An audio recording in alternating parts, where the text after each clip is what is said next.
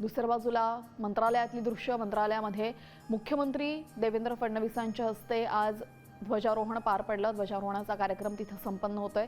ध्वजारोहण पूर्ण झालेलं आहे। देशभरामध्ये आपण पाहतोय आज 80वा स्वातंत्र्य दिन अगदी उत्साहात साजरा होतोय आणि आता काही क्षणातच मुख्यमंत्री देवेंद्र फडणवीस या ठिकाणी संबोधित करणार आहेत।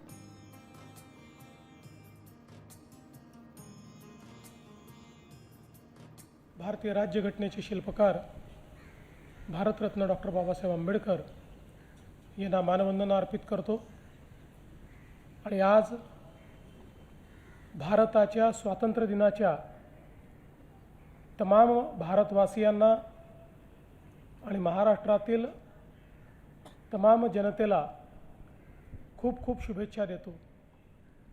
आज या स्वातंत्र्य दिनाच्या निमित्ताने ज्यांनी या स्वातंत्र्याकरता लढा दिला, आमचे स्वातंत्र्य संग्राम सेनानी, त्यांना मी अभिवादन करतो।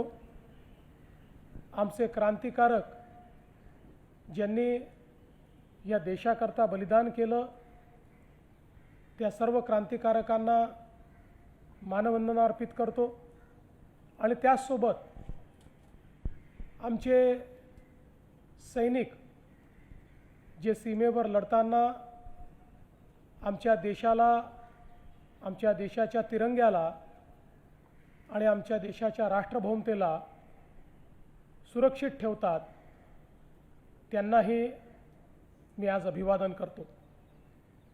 खरं म्हणजे गेली 80 वर्ष या देशाने केलेली वाटचाल ही अनेकांना थक्क करून सोडणारी आहे। विशेषतः प्रधानमंत्री मोदीजींच्या नेतृत्वात गेल्या 12 वर्षामध्ये जगातल्या चौथ्या मोठ्या अर्थव्यवस्थेपर्यंतची वाटचाल ही विलक्षण आहे आणि त्यासोबत 25 कोटी लोकांना गरिबीतनं बाहेर काढण्याचं कार्य आपला देश करू शकला, ही खरोखर आपल्या सगळ्यांकरता समाधानाची बाब आहे। आज आपण विकसित भारताकडे वाटचाल करतो। विकसित भारत एक अशी संकल्पना आहे ज्यामध्ये केवळ विकसित अर्थव्यवस्था नाही, तर समाजातला प्रत्येक व्यक्ती, दीन दलित, गोर गरीब, आदिवासी, शेतकरी, शेतमजूर, महिला, सर्वांच्या जीवनामध्ये सकारात्मक परिवर्तन, सर्वांच्या जीवनामध्ये उन्नती, सर्वांची प्रगती, सर्व सोबत चालत असताना होणारी प्रगती हीच खऱ्या अर्थानं विकसित भारताची संकल्पना आहे। आणि या विकसित भारताच्या संकल्पनेमध्ये सर्वात महत्त्वाची भूमिका जर कोणाची असणार आहे तर ती या महाराष्ट्राची असणार आहे। महाराष्ट्र हे आपल्या देशाचं ग्रोथ इंजिन आहे। देशाच्या विकासातलं एक अत्यंत महत्त्वाचं उपकरण म्हणून महाराष्ट्राकडे आपण पाहतो। छत्रपती शिवरायांनी जी शिकवण दिली, त्या शिकवणीवर आधारित आणि भारतरत्न डॉक्टर बाबासाहेब आंबेडकरांनी जे संविधान दिलं, त्या संविधानाला अनुषंगून महाराष्ट्र सातत्याने विकास करतोय। आज देशातली सर्वात मोठी अर्थव्यवस्था म्हणून महाराष्ट्राकडे पाहिलं जातं।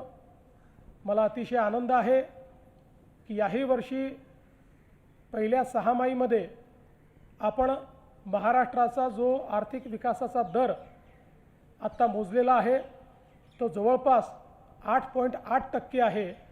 आणि विशेषतः आपण जो प्रयत्न करतोय की प्रत्येक जिल्हा हा ग्रोथ इंजिन झाला पाहिजे, त्यामध्ये जवळपास 13 जिल्ह्यांनी आपलं टार्गेट पूर्ण केलं आहे आणि इतरही जिल्हे त्याच पद्धतीनं विकासाकडे अग्रेसर आहेत। विकास हा केवळ काही टप्प्यांमध्ये नाही, तर शेवटच्या माणसापर्यंत पोचवण्याकरता मग गडचिरोली असो, पालघर असो किंवा नंदुरबार असो, अशा प्रत्येक भागामध्ये विकास पोचवण्याचा प्रयत्न आपण करतोय। मला अतिशय आनंद आहे की आपल्या शासनाने शेतकऱ्यांकरता पुण्यश्लोक अहिल्यादेवी होळकर